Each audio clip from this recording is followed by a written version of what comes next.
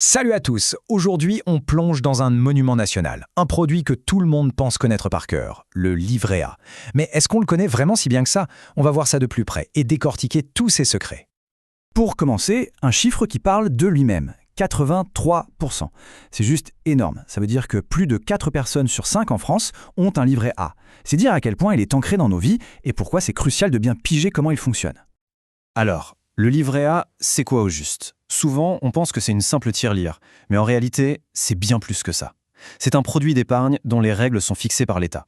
Et l'argent qu'on y met, il ne dort pas sagement à la banque, non. Une grosse partie est gérée par la Caisse des dépôts pour financer des choses très concrètes, comme la construction de logements sociaux.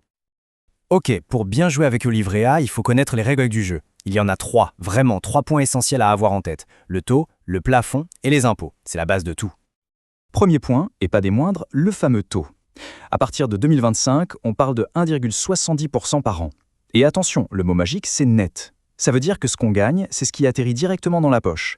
Pas de mauvaise surprise, pas de taxes qui viennent grignoter les gains.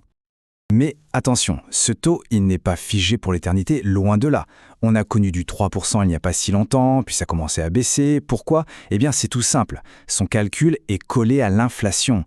Donc ça bouge, c'est revu périodiquement. Et d'ailleurs, le prochain rendez-vous est fixé à février 2026. Deuxième règle du jeu, le plafond. On ne peut pas y mettre une somme infinie. La limite, c'est 22 950 €. Mais il y a une petite astuce à connaître. Une fois ce plafond atteint avec des versements, c'est fini, on ne peut plus rien ajouter. Par contre, les intérêts qui sont calculés chaque année, eux, peuvent faire grimper le total au-delà de cette limite. C'est la seule exception. Et là, on arrive à ce qui est sans doute l'atout numéro 1 du livret A, son super pouvoir. Zéro. Absolument 0 € d'impôt. Ni impôt sur le revenu, ni prélèvements sociaux. Rien de rien. Les gains sont 100% nets. Et ça, dans le monde de l'épargne, c'est devenu une perle rare. Allez, petit détail technique, mais qui a son importance si on veut optimiser un peu, la fameuse règle des 15.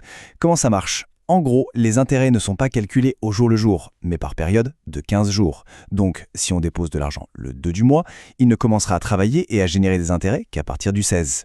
La petite astuce, c'est donc de faire ses versements juste avant le 1er ou le 16 et ses retraits juste après.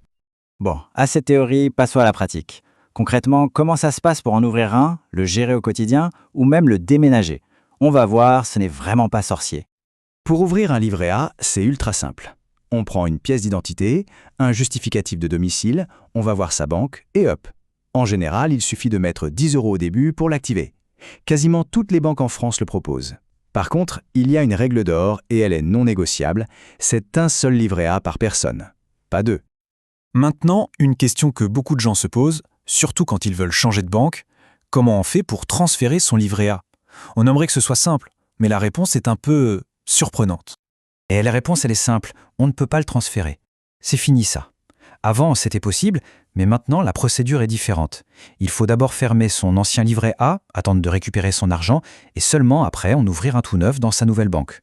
Ça peut prendre un peu de temps, quelques semaines, donc il faut l'anticiper. Ok, on a vu comment elle marche, mais est-ce que c'est le meilleur placement qui existe? Pour répondre à ça, il faut le mettre sur le ring face à ses concurrents. Alors, c'est parti pour le match des placements. Alors, premier adversaire, les autres livrets réglementés. On voit tout de suite que le LEP, le livret d'épargne populaire, a un taux bien plus attractif. C'est clair. Le HIC, tout le monde n'y a pas droit, il y a des conditions de revenus et le plafond est plus bas. Le LDDS, lui, c'est un peu le petit frère du livret A. Même taux, même règles, mais avec un plafond plus petit.